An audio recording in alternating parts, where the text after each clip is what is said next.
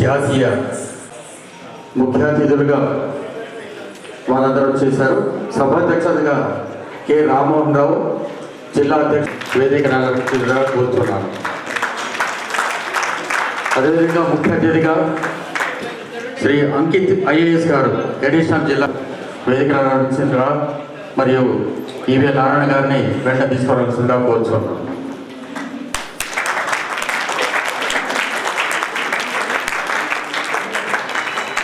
అతిథులుగా national pension సంఘం నుండి వచ్చినటువంటి సంయుక్త గారిని కూడా వేదికపైకి రావాల్సిందిగా మన భోజరావు గారిని వెంట తీసుకురావాల్సిందిగా కోరుతున్నాను.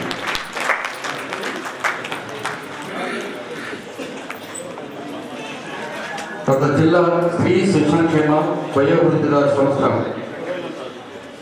డైరెక్టర్ అయినటువంటి శ్రీమతి షేక్ రసూల్ గబీ గారిని కూడా వేదికను అలంకరించవలసిందిగా కోరుతున్నాను. కూడా వేదికపైకి రావాల్సిందిగా కోరుచున్నాం. మరియు జిల్లా సంబంధించినటువంటి ముఖ్యులైనటువంటి మనం అందరినీ కూడా వేదికపైకి రావాల్సిందిగా మన నేటి సమావేశ సభాధ్యక్షత వహించినటువంటి కె రామ్మోహన్ రావు గారు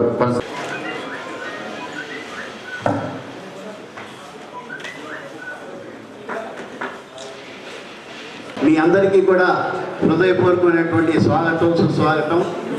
దేశవ్యాప్తంగా ఈరోజు ఒక పండుగల నిర్వహించుకుంటున్నటువంటి దినం. రాష్ట్ర, కేంద్ర, అదేవిధంగా ప్రభుత్వ రంగ సంస్థలు ఖచ్చితంగా ఉద్యోగి తన జీవిత కాలంలో ప్రజల కోసం, సమాజం కోసం చేసినటువంటి ఆ దినాలు ఏవైతే ఉందో యుక్త వయసుని మొత్తం కూడా ఖర్చు పెట్టి చివరాంకంలో వారు వృద్ధాపంలో వారికి ఆసరాగా ఉండటం కోసం ఈ పెన్షన్ ఇచ్చామని చెప్పేసి డిసెంబర్ 17, 1982 సంవత్సరంలో జస్టిస్ చంద్రచూడ్ గారు, అదేవిధంగా జస్టిస్ చిన్నపరెడ్డి గారు వారి నేతృత్వంలో ఉన్నటువంటి బెంచి తీర్పు ఇచ్చింది. అప్పటి నుంచి కూడా దేశవ్యాప్తంగా అనేక రాష్ట్రాలు అందరూ కూడా ఈ పెన్షన్ అనేది ఒక హక్కుగా అందరికీ ఇవ్వటం జరుగుతుంది. దురదృష్టం ఏంటంటే ఈ పెన్షన్ హక్కుగా సాధించుకున్న తర్వాత దాన్ని తూట్లు పోవటం అనేది కొన్ని ప్రభుత్వాలు చేస్తూ ఉన్నాయి. ఆ విషయాలన్నీ కూడా మనతో మాట్లాడటానికి, చేయడానికి మన అతిథులు వచ్చి ఉన్నారు. అదేవిధంగా మన పెన్షనర్ని వారి యొక్క సేవా తత్పరత వాటన్నిటి గురించి కూడా మాట్లాడడానికి అతిథులు వచ్చి ఉన్నారు. మొదటిగా మన స్త్రీ శిశు సంక్షేమ అదేవిధంగా వృద్ధుల సంక్షేమ శాఖ అధికారిని శ్రీమతి రసూల్ బి మేడం గారు. వీరు అనేక సంవత్సరాలుగా మన అసోసియేషన్కి అండగా ఉండటమే కాకుండా అదేవిధంగా మన వృత్తుల సంక్షేమం కోసం కృషి చేస్తూ ఉన్నారు. జిల్లా వ్యాప్తంగా మనందరినీ కూడా కదిలించి సేవా కార్యక్రమంలో వాళ్ళు నిమగ్నయ్యే విధంగా వారు అహర్నిశలు కృషి చేస్తూ ఉన్నారు. వారిని మొట్టమొదటిగా మాట్లాడవలసిందిగా కోరుతున్నాను. పెద్దలు, అమ్మగారు మనకందరికీ తెలుసు చేస్తున్నాను. అలాగే ఆర్మూర్ డివిజన్ మరియు నిజామాబాద్ డివిజన్ నుంచి మన యొక్క సభ్యులు వేదికపై ఉన్నారు. వారందరికీ కూడా పేరు పేరు నమస్కారాలు. ఇక్కడ ఇచ్చేసినటువంటి సమస్త పెన్షనర్స్ అసోసియేషన్ సభ్యులు వారందరికీ నాకు నమస్కారం. ఇక్కడ ఈనాడు పెన్షనర్స్గా కూర్చున్న ఒకప్పుడు వీరందరూ కూడా ఒక ఉన్నతమైన స్థాయిలో కలెక్టర్స్, అడిషనల్ కలెక్టర్స్, రెవెన్యూ అలాగే వివిధ శాఖల్లో పనిచేసి వారి సర్వీసెస్ పూర్తి చేసుకున్న తర్వాత ఈ నేడు పెన్షనర్స్గా పిలిచినటువంటి పెద్దలందరికీ మీ సర్వీసెస్ సక్సెస్ఫుల్గా కంప్లీట్ చేసినందుకు మాకందరికీ ఒక ఇన్స్పిరేషన్, గైడెన్స్గా ఉన్నటువంటి మీకందరికీ నా యొక్క శిరస్సు వంచి నమస్కారాలు తెలియజేస్తున్నా. ఒక 12 నెలలు ఉన్నాయి. సో నేను కూడా దగ్గరలో ఉన్నాను చేరువలో.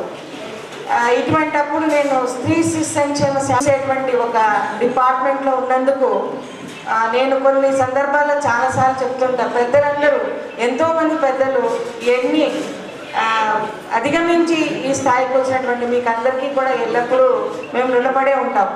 ఎందుకంటే మీ అనుభవం ముందు మాది చాలా చిన్నవాడు. సెకండ్లీ అంటే చిన్నదాన్నైనా ఒక చిన్న ప్రయత్నం ఏంటంటే మేము ఇక్కడ ఇంతకుముందు మెదక్లో మాకంతా ఇన్ని కేసులు వచ్చేవి కావు. సీనియర్ సిటిజన్ కేసెస్ మాకు ఈ మధ్యకాలంలో సంవత్సరం నుంచి డీల్ చేస్తున్నాం కాబట్టి ఎన్నో సమస్యలు కేసుల దాకా వెళ్ళి మళ్ళా జిల్లాధికారి దగ్గరికి, మా దగ్గరికి, కలెక్టర్ గారి దగ్గరికి వస్తున్నటువంటి కేసులు గమనిస్తుంటే మాకు అనిపిస్తుంది, తమ చేతుల్లో ఉన్నది వేరే వాళ్ళ చేతుల్లో పెట్టి వాళ్ళని దేహి అనడం ఏంటి? ఎందుకని మన రక్షణ మనం ఎందుకు చేసుకోకూడదు?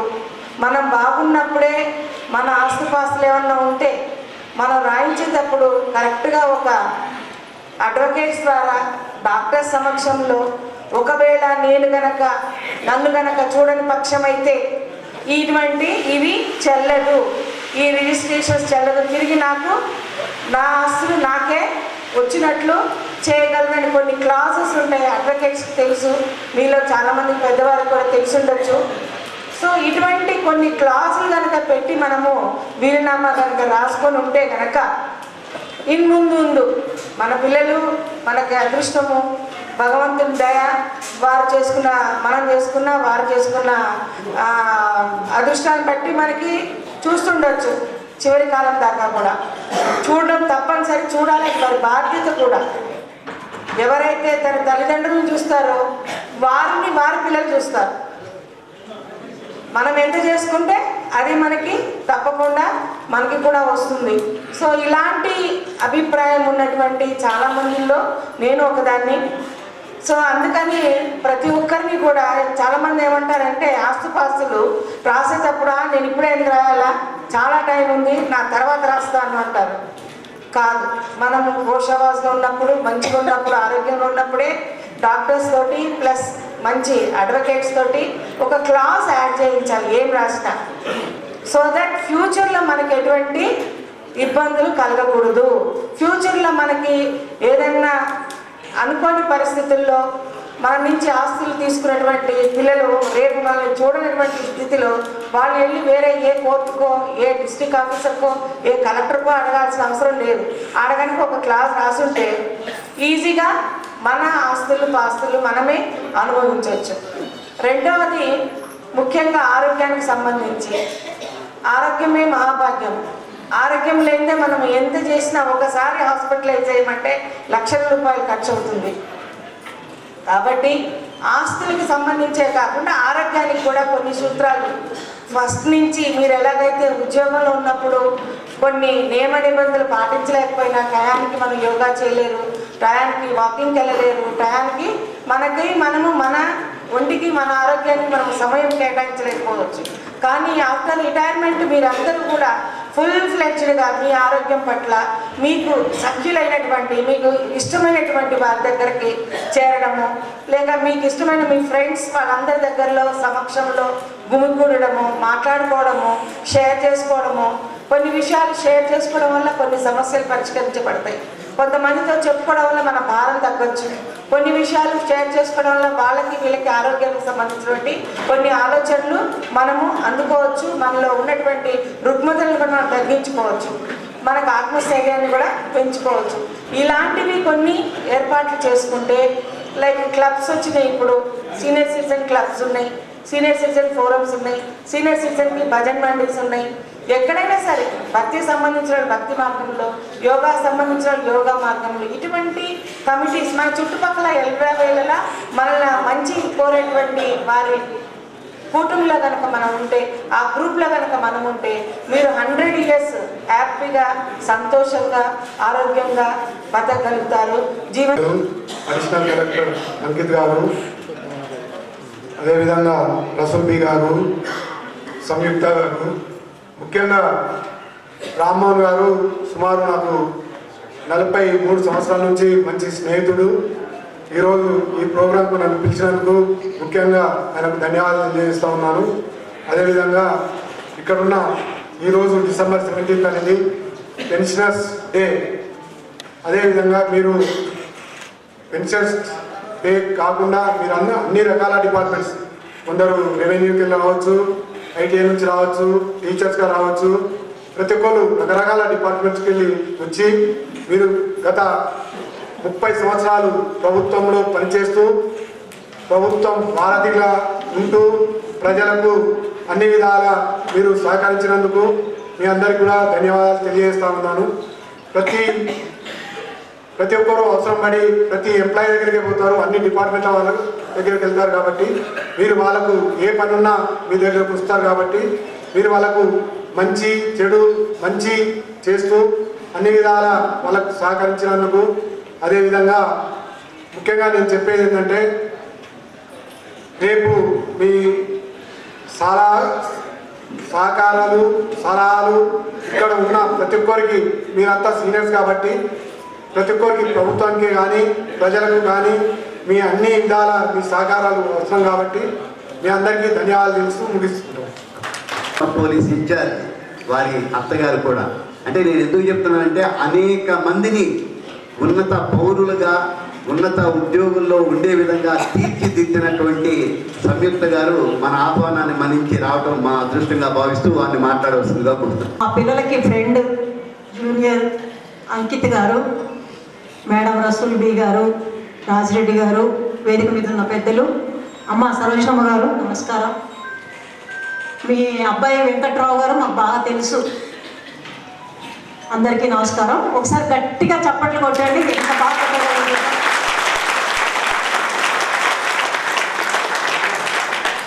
ఇందాక ఆ పాప నృత్యం చేసినప్పుడు ఇంత బాగా చప్పట్లు కొట్టుంటే అమ్మాయి ఇంకా సంతోషించుండేది కదా. అందరికీ నమస్కారం. School teachers federation of India అఖిల భారత స్థాయిలో ఉపాధ్యాయ ఉద్యమంలో పనిచేస్తూ ఉన్నాను. రాష్ట్రంలో ఉమ్మడి రాష్ట్రంగా ఉన్నప్పుడు ఐక్య ఉపాధ్యాయ ఫెడరేషన్, ఏపీయూటీఎఫ్, ఇప్పుడు విడిపోయిన తర్వాత టీఎస్యూటీఎఫ్ రాష్ట్ర కార్యవర్గంలో కూడా ఉన్నాను. ఉపాధ్యాయ ఉద్యమంలో పనిచేస్తున్నటువంటి కాలంలోనే ఉపాధ్యాయ ఉద్యమం ఒకటే కాదు, ఉపాధ్యాయ ఉద్యమంతో పాటుగా అన్ని ఉద్యోగ సంఘాలు, ఉద్యోగ కార్మిక ప్రజా సంఘాలు ఏమున్నాయో వాటన్నిటితో కలిసి పనిచేయడం అలవాటు అయిన తర్వాత గతంలో ఎన్నడూ లేనట్టుగా ఒక 20-30 సంవత్సరాల క్రితం ఉన్నటువంటి పరిస్థితులు ఈనాడు లేనటువంటి పరిస్థితి మనకు కనిపిస్తున్నటువంటి దృష్ట్యా మంచుకో చెడుకో మరి సైంటిఫిక్ అవుట్లుక్ లేదా సైన్స్ బాగా అభివృద్ధి చెందిన తర్వాత మనకి ఆహార విహారాల విషయంలో బాగా కొత్త జ్ఞానాన్ని సంపాదించుకున్న తర్వాత అన్ని అవకాశాలు అన్నీ మనకి అందుబాటులో ఉన్నాయి. కాబట్టి మన జీవన ప్రమాణం బాగా పెరిగింది. జీవన ప్రమాణం పెరిగిందని ఆనందిద్దామా, ఈ ముసలోళ్ళు ఎంతకాలం ఉంటారు ఇంకా ఇంట్లో వాళ్ళు తిట్టుకుంటూ ఉంటారు అని చెప్పి బాధపడదామా అనే పరిస్థితుల్లో మనం ఉన్నాం అన్నమాట. ఆ పరిస్థితులలో గతంలో నామమాత్రంగా ఉన్నటువంటి పెన్షనర్స్ అసోసియేషన్ ఈరోజు ఉద్యోగ ఉపాధ్యాయ అధ్యాపక సంఘాల కన్నా కూడా చాలా పటిష్టంగా ఐక్యంగా ముమ్మరంగా ఉండాల్సిన సంఘం ఏది అంటే ఇవాళ పెన్షనర్ సంఘం అన్నమాట. మనం నడుచుకుంటూనో పరిగెత్తుకుంటూనో లేదా కొట్టుకుంటూనో ఏమైనా సరే ఈ సంఘంతో ఉండాల్సిందే, సంఘం వినా మరో మార్గం లేదు అనే పరిస్థితి ఇవాళ వచ్చినటువంటి నేపథ్యం మిత్రులారా. స్వాతంత్ర్యం వచ్చిన కాలంలో కొత్తల్లో మా చిన్నప్పుడు పాఠశాలలో మేము చదువుకున్నప్పుడు స్కూళ్ళల్లో ఎట్లాగూ గాంధీ, నెహ్రూ వాళ్ళ లాంటి ఫోటోలు ఉండేవి. రాజేంద్ర ప్రసాద్ గారి ఫోటో కానీ వీటి ఫోటో కానీ కూడా కొంతమంది ఇళ్లలో గాంధీ గారి ఫోటో ఉండేది. దేశానికి స్వాతంత్ర్యం తీసుకురావడంలో ఉద్యమించడంలో నాయకత్వం వహించినటువంటి మన జాతి పిత అని. ఇవాళ మనం చేసుకుంటున్నటువంటి జాతీయ పెన్షనర్స్ డే సందర్భంగా నకారా గారిని, డిఎస్ నకారా గారిని ఎలా తలుచుకుంటున్నామో ఆ నకారా గారి ఫోటోని మన ఇంట్లో పెట్టుకోగలిగితే బాగుంటుంది. పెట్టుకోలేకపోయినా మన వాట్సాప్లోనైనా అప్పుడప్పుడు ఆయన ఫోటోని మనం చూసుకోవాల్సినటువంటి పరిస్థితి వస్తుంది. క్లాస్ 4, క్లాస్ 1, క్లాస్ 2 ఉద్యోగి కూడా కాదు.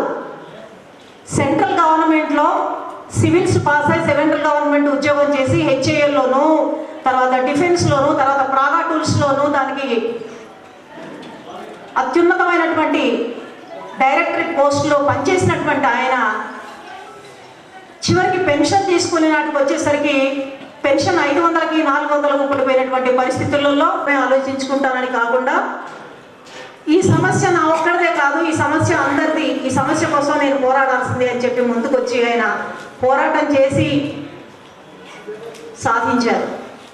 పోరాటం చేయడం ఒక ఎత్తు అయితే, ఆ పోరాటానికి మద్దతు ఇచ్చేటువంటి చుట్టూ ఉన్నటువంటి శ్రేణులందరూ కదలడం ఒక ఎత్తు అయితే, ఎక్కడైతే మనం ఏ న్యాయస్థానంలో న్యాయం అందుతుంది మనకు అనేటువంటి ఆశతో న్యాయస్థానానికి వెళ్తామో, ఆ న్యాయస్థానంలో కూర్చున్నటువంటి న్యాయమూర్తుల బృందం ఏదైతే ఉందో ఆ బృందానికి కొంచెం సామాజిక స్పృహ ఉండాలి, చట్టం ఏం చెప్తుందో అనే అవగాహన ఉండాలి. కానీ చట్టం ఏం చెప్తుందో అనేటువంటి అవగాహన మాత్రమే సరిపోదు. సామాజిక సూత్రాలు, సామాజిక న్యాయం, మానవతా దృక్పథం అనేటువంటి ఆలోచనలు అనేటువంటి ఒక భావం, ఒక హృదయంలో ఒక తడి, ఒక స్పర్శ, ఒక స్పందన ఉన్నవాళ్ళు ఉంటేనే మనం అనుకున్న న్యాయం లభిస్తుంది మనకి. దానికి ఉదాహరణ ఏంటంటే, ఆ రోజు ఉన్నటువంటి సుప్రీంకోర్టులో ఈ కేసు వెళ్ళినప్పుడు, పెన్షన్లకు సంబంధించిన కేసు వెళ్ళినప్పుడు 82లో కూర్చున్నటువంటి న్యాయమూర్తుల బృందంలో డివై చంద్రచూడ్తో పాటు చిన్నపరెడ్డి గారు కూడా ఉన్నారు. చిన్నపరెడ్డి గారి గురించి మనకు బాగా విన్నాం, మనకు తెలుసు కూడా. ఎందుకు చెప్తున్నానంటే, అందరూ లా చదువుకుంటారు,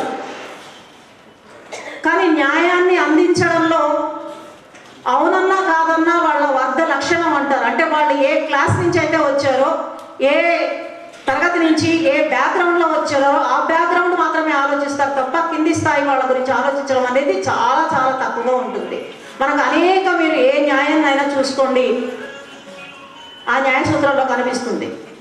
కాబట్టి వాళ్ళ నకారా గారితో పాటు ఆ న్యాయ సూత్రాలని పాటించి మానవతా దృక్పథంతో 30 ఏళ్ళు 40 ఏళ్ళు ఈ దేశ సంపద మనం అడుగుతున్నాం. ఇవాళ 47లో స్వాతంత్రం వచ్చినాడు, భారతదేశ పరిస్థితి ఏమిటి, ఇవాళ భారతదేశ పరిస్థితి ఏమిటి, ముక్క చక్కగా ఉన్నటువంటి భారతదేశాన్ని ఐక్యపరిచినటువంటి వాళ్ళని జ్ఞాపకం చేసుకోవడంతో పాటుగా ఇవాళ ఐక్యంగా ఉన్నటువంటి భారతదేశం ఇవాళ ప్రపంచవ్యాప్తంగా 2వ స్థానంలో పోటీ పడుతూ ఇవాళ నువ్వానేనా అని ఆర్థిక, సాంకేతిక, సామాన్య, శాస్త్ర సాంకేతిక రంగాల్లో ఇవాళ హ్యూమన్ పవర్లో కూడా ఇవాళ అమెరికాలో సెటిల్ అయినటువంటి వాళ్ళ ఇంజనీర్స్లో ఒక్కరోజు మన వాళ్ళు కనుక ఐటీని బంద్ చేశారంటే ప్రపంచం తలకిందులైపోయేటువంటి పరిస్థితికి ఇవాళ మన పిల్లలు ఎదిగి ఆ దేశ సంపదని ఇవాళ పెంచుతున్నారు అంటే, ఇంతగా ఈ దేశం అభివృద్ధి చెందింది అని అంటే కేవలం పాలకుల వల్లనేనా, అధికారుల వల్లనేనా, వాళ్ళు రాసుకున్నటువంటి అమెండ్మెంట్స్, వాళ్ళ చిట్టాలు రాసుకున్నటువంటి జీవోలు వాళ్ళు ఇచ్చినటువంటి వాటి వల్ల ఆమోదం పొందింపజేసి అధికారుల ద్వారా వాటిని బయటికి తీసుకొస్తారో,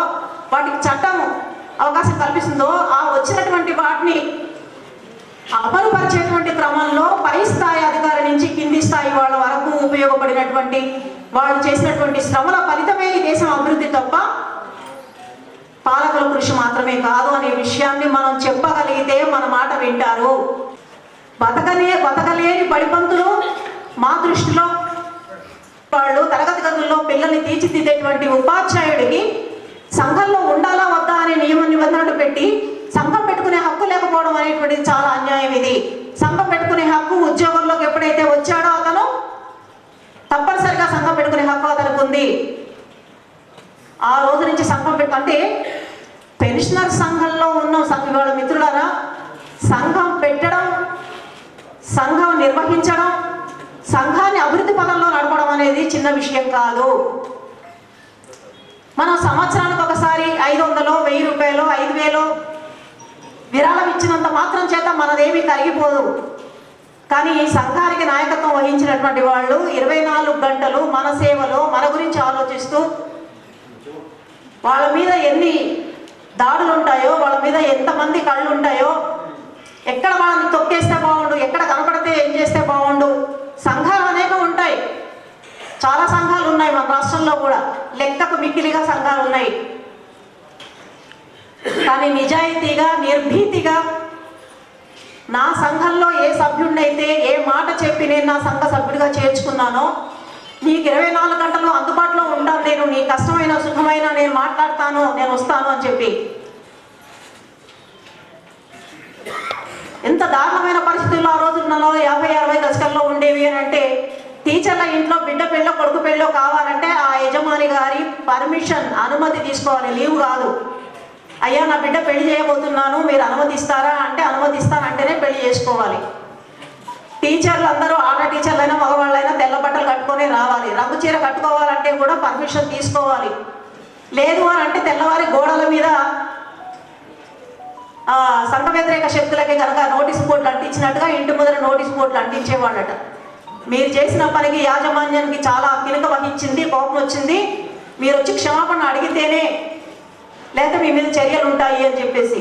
ఎంత దుర్భరమైనటువంటిది.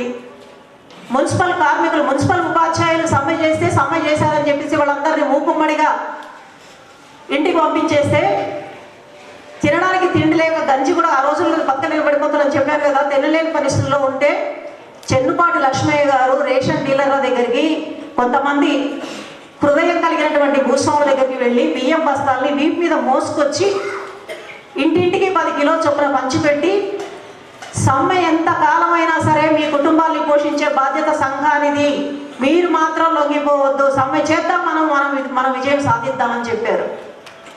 అలాంటి ఉదాహరణలన్నింటినీ వాళ్ళ తీసుకోవాల్సిన అవసరం ఏంటి అని అంటే 40, 50లో 82లో నకారా గారు చేసినటువంటి ఉద్యమం కారణంగా, పోరాటం కారణంగా సుప్రీంకోర్టులో న్యాయమూర్తులు ఇచ్చినటువంటి తీర్పును అనుసరించి పెన్షన్ అనేది ఉద్యోగి హక్కు, దయాధర్మం కాదు, భిక్ష కాదు అని చెప్పిన తర్వాత కూడా మీకు అంతంత పెన్షన్ ఎందుకు? మీరు 5 ఏళ్ళు ఉంటేనే ఎంతెంత పోగేసుకుంటున్నారో మీరు లెక్క చేస్తే ఎవడు చెప్పాలి, ఎవడు అడగాలి? అడగట్లేదనే కదా, జనాలు అడగడం లేదు కదా ఎంతెంత పోగేసుకుంటున్నారో 5 ఏళ్లలో. 40 ఏళ్లలో ఉద్యోగం చేసిన వాళ్ళు, ఇళ్ళు కట్టుకోకుండా రిటైర్ అయిన వాళ్ళు మనలో మీలో చాలా మంది ఉండి ఉంటారు. ఇప్పుడు కాస్త పెరుగుతుంది. ఎంతమంది పిల్లల పెళ్లిళ్ళు చేయకుండానే రిటైర్ అయిపోయారో, ఎంతమంది పిల్లలకు సరి అయినటువంటి చదువులు, వాళ్ళకు కావాల్సిన చదువులు, వాళ్ళు అడిగిన చదువులు చెప్పించలేక, నాకు ఇంతే చేతన అవుతుంది, నీకు ఇష్టమైతే ఇదే చదువుకో, లేకపోతే నువ్వు ఏమైనా చేసుకోరా అని చెప్పి పిల్లల్ని బయటికి పంపించిన తల్లిదండ్రులు ఎంతమంది ఉన్నారో వాళ్ళకు తెలుసా పాలకులకి? ఆ పాలకులే కొత్త పెన్షన్ విధానాన్ని ప్రవేశపెట్టి దానిని ఎక్కించుకునేటువంటి ప్రయత్నం చేస్తే పార్లమెంట్లో ఆ రోజు ఉన్నటువంటి 75 మంది వామపక్ష ఎంపీలు, గుర్తుపెట్టుకోండి మిత్రులారా, మనకు చాలా మందికి ఒక అభిప్రాయం ఉంటుంది, పెన్షనర్ సంఘం పటిష్టంగా ఉంటే చాలు, మన డిఏలు, మన హక్కులు, మన అన్నీ వచ్చేస్తాయని. పెన్షనర్ సంఘం ఎంత గట్టిగా ఉంటుందో అంత గట్టిగాను మనని సపోర్ట్ చేసేవాళ్ళు పార్లమెంట్లో, అసెంబ్లీలో ఉంటే తప్ప మన దాన్ని అమలుపరిచింది బీజేపీ గవర్నమెంట్. రెండింటికి తేడా ఉందా ఏమన్నా? ఉపాధ్యాయ ఉద్యోగులు మన రాజకీయాలు, మన అభిప్రాయాలు, మన ప్రేమ, మన ఇష్టం ఏమున్నా సరే అవి ఇంటి వరకు పరిమితం చేసుకుని పాలసీ మ్యాటర్ ఏమిటి, రాజ్యాంగం ఏం చెప్తుంది, ఇవాళ రాజ్యాంగాన్ని గురించి మళ్ళీ మళ్ళీ మళ్ళీ మళ్ళీ మన ఇంట్లో మీ మనవలకు మనవరాలకు కూడా చెప్పండి. మనం ఈ భారతదేశ పౌరులమైన మేము తయారు చేసుకున్న ఈ రాజ్యాంగం కుల, మత, లింగ వివక్ష లేనటువంటి రాజ్యాంగాన్ని అమలుపరచండి. అందరికీ ఉద్యోగం ఇప్పించండి, అందరికీ ఉపాధి కల్పించండి, అందరినీ సమానంగా చూడండి, వివక్ష లేని సమాజం కావాలి అని కోరుకున్నటువంటి రాజ్యాంగంలో ఇవాళ మళ్ళీ అనేక రకాలు వస్తూ, నా భర్త ఐడిపిఎల్లో 30 ఏళ్ళు పనిచేశాడు. ఇవాళ ఆయన పెన్షన్ 1000 రూపాయలు. మొన్నటి వరకు 600 వచ్చేది. నేను స్టేట్ గవర్నమెంట్లో పనిచేసిన కాబట్టి మా ఆయన ఉద్యోగం గోల్డెన్ షేక్ హ్యాండ్ పేరుతో ఉద్యోగం పంపించేసి ఇంటికి 2005లో నా ఇంటికి పంపిస్తే నా పిల్లలు, నా పెద్ద కొడుకు ఇంటర్మీడియట్లో ఉన్నాడు, నా చిన్న కొడుకు ఇప్పుడు మొన్నటిదాకా కరీంనగర్ కలెక్టర్ శశాంక 8th క్లాస్లో 9th క్లాస్లో ఉన్నాడు. ఎట్లా చదివించుకోవాలి నేను? అప్పటికి నేను ఉద్యమంలో పై స్థాయిలో ఉన్నాను. నా ఒక్క జీతంతో నాకంటే తక్కువ జీతం ఉన్నటువంటి వాళ్ళు ఏం చేస్తున్నారు అని చెప్పి సర్దుబాటు చేసుకుని నా పిల్లల్ని ఒక స్థాయికి చదివించుకోగలిగినా నేనంటే ఆ ధైర్యం, ఆ స్థైర్యం సంఘం ఇచ్చింది, సమాజం ఇచ్చింది, రాజ్యాంగం ఇచ్చింది, రాజకీయ పార్టీలు ఇవ్వలేదు. మళ్ళీ మళ్ళీ అందుకే మననం చేసుకోవాల్సినటువంటి పరిస్థితి. ఇవాళ ఏంటి, ఈ పెన్షన్ కూడా మనకి ఇంకో భరోసా ఉండేది. మా మిత్రులు అంటుండేవాళ్ళు 2004 తర్వాత కదా మేడం, 2004 తర్వాత మన జాబ్లోకి వచ్చిన వాళ్ళకి కదా కొత్త పెన్షన్, మనం ముందే అపాయింట్ అయినాం కదా, 2002లో అపాయింట్ అయినా కదా, మనకేం కాదని కాదు. మన బలం ఎంత ఉందో, మన ఒత్తిడి ఎంత ఉందో మనం చెప్తాం. బంతిని ఎంత వేగంగా కొడితే మళ్ళీ తిరిగి అంతే వేగంగా రావాలి వెనక్కి. అంత వేగంగా బంతిని కొట్టగలిగేటువంటి స్థాయి మనకు ఉండాలి అని అంటే ఎంత గట్టిగా ఉండాలి. అందుకని ఇందాక ఎవరు మాట్లాడుతూ చెప్పారు, మనం ఈ రోజు పొందుతున్నటువంటి 30,000 40,000 పెన్షన్తో హాయిగా ఉంటాము అని భ్రమపడకండి. వీళ్ళకి ఇక్కడ పైన కూర్చున్నోళ్ళు కింద కూర్చున్నోళ్ళు వాళ్ళకి ఇంకొకసారి అవకాశం ఇచ్చామంటే ఈ కోత పెట్టినా అడిగేవాళ్ళు ఎవరు లేరు. ఎవరు అడుగుతున్నారు? మనం కదా అడగాల్సింది. ఎవరో అడగాలని 5 ఏళ్లకోసారి వచ్చినాయని మనం అడుగుతూ ఉంటాం. 5 ఏళ్లకోసారి కాదు, నిరంతరం. వాచ్ డాకులు అంటాం కదా, నిరంతరం మనం చైతన్యయుతంగా ఉండి ఎక్కడ ఎవరికి ఆపద జరిగినా మేమున్నాం ఇక్కడ అని చెప్పి మనం వెళ్ళగలిగితే కదా. మధ్యాహ్న భోజన కార్మికుల గురించో, మున్సిపల్ కార్మికుల గురించో, ఆశా వర్కర్ల గురించో, అంగన్వాడీ టీచర్ల గురించో, గురుకులాల్లో పనిచేసే వాళ్ళ గురించో గత 10 ఏళ్లలో ఎవరికి ఇవ్వనటువంటి విద్యను ఇచ్చామన్నారు. 10 ఏళ్లలో వేల కొద్ది 100ల కొద్ది గురుకులాలు పెట్టారు. కానీ ఏమందించారు గురుకులాలకి? నాణ్యమైన తిండి, నాణ్యమైన విద్య, నాణ్యమైన టీచర్లు. 10,000 20,000 30,000 ఇస్తే ఏం పని చేస్తారు? ఎలా పని చేస్తారు? ఎలాంటి పనిని మీరు ఎక్స్పెక్ట్ చేస్తున్నారు? పే కమిషన్లన్నింటినీ మీరు రిపోర్ట్స్ చదవండి.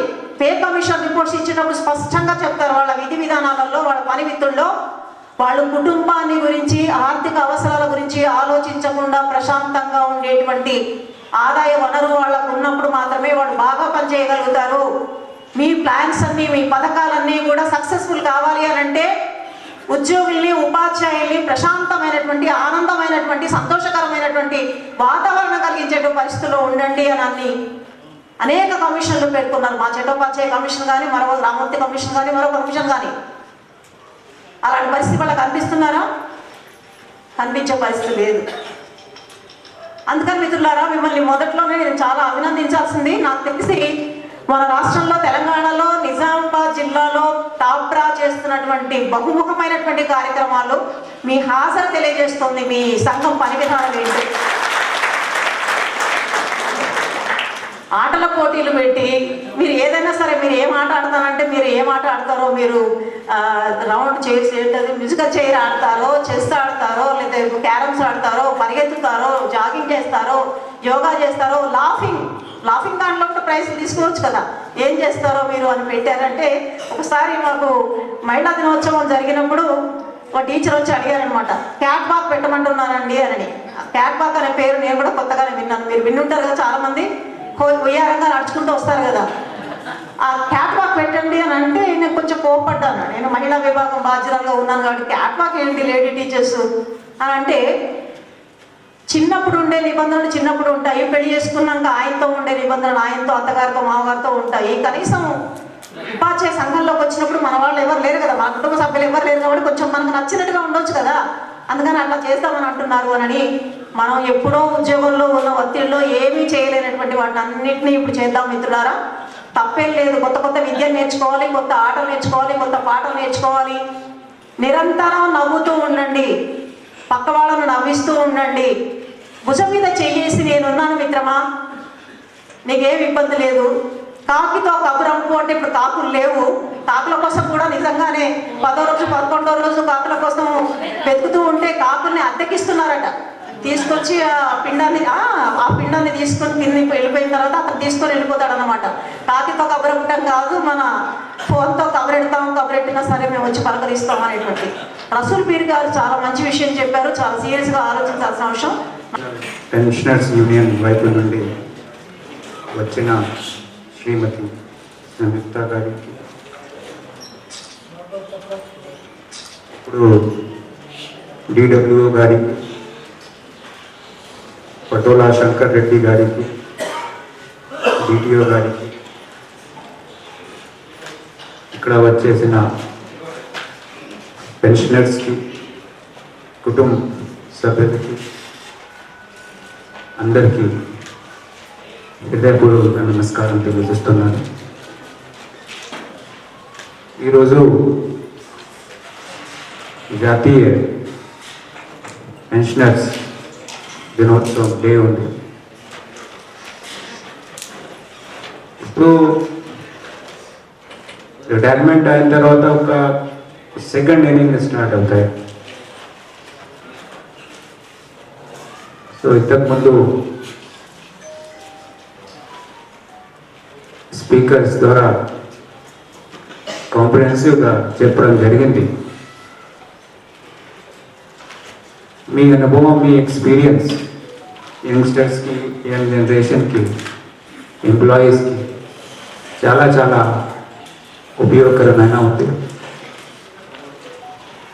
మీ ద్వారా చేసిన మనీ 30 years, 40 years, 30, 40 సంవత్సరం ఒక లైబ్రరీ లాగా రిపోజిటరీ ఉంది నాలెడ్జ్కి. మనందరికీ నడుచుకోవాలి మీ అనుభవంతో. So you are all very experienced and your contribution to the society unparalleled ఉంది. అన్ని డిపార్ట్మెంట్స్లో ఇక్కడ you have given your services. కానీ పెన్షన్ ఒక దట్ ఈజ్ యువర్ రైట్. ఇది మీ రైట్ ఉంది. ఇది so many years of service which you have given to the country. After that, it is a responsibility and obligation to take care the old age. So ఒకసారి retirement అయిన తర్వాత you have lot of time to first ముందుగా health, ఆరోగ్యం, you have to look after that. Health సంబంధించి మంచి time spend చేయాలి with your family. అట్లాగే ఇప్పుడు చూస్తే డిడబ్ల్యూ గారు చెప్పినట్లు మెయింటెనెన్స్ అండ్ వెల్ఫేర్ యాక్ట్ ప్రకారం ఇప్పుడు చాలా కేసెస్ వస్తూనే ఉంటాయి. ఎందుకు? This act was passed with an intention to ensure that the senior citizens are properly looked after by their ward. Kani oka moral degradation is being observed in the field in the society. Cases chuste that son is not ready to look after his father, old age mother, father. So degradation is very problematic in society. సమాజంలో తర్వాత old age homes కూడా మామూలుగా old age homes the children should not send their parents to the old age homes. That is there responsibility to look after. But ఇది కూడా ఒక అంశం ఉంది ఇప్పుడు. వన్స్ వి ప్రిపేర్ అక్కడ స్కూల్లో ఇప్పుడు చిల్డ్రన్ అక్కడ టీచర్స్కి బాధ్యత చాలా ఎక్కువ ఉంటుంది టు ఇన్ ద బడింగ్ ఇయర్స్లో టు ప్రిపేర్ ద స్టూడెంట్స్. ఒక సాంకేతిక టెక్నాలజికల్ నాలెడ్జ్తో పాటు ఇప్పుడు మోరల్ ఎడ్యుకేషన్, నైతిక శిక్షణ, సంక్షేమ శాఖ సీనియర్ సిటిజన్ సంబంధించి ఇప్పుడు మనం చూస్తున్నాము. అండ్ మీ అందరికీ శుభాకాంక్షలు, ధన్యవాదాలు. ఈరోజు చాలామంది ఇప్పుడు వచ్చారు, but I can not see మళ్ళీ పేరెంట్స్ ఆర్ దేర్. ఒక కొంతమంది సన్స్ అండ్ డాటర్స్ కూడా వస్తే ఇప్పుడు ఇంకా బాగుంటుంది, but I can not see, but it is okay. So మరొకసారి అందరికీ శుభాకాంక్షలు. ఈ పెన్షనర్ దినోత్సవంకి నా తరఫున ధన్యవాదాలు కూడా తెలియజేస్తున్నాను.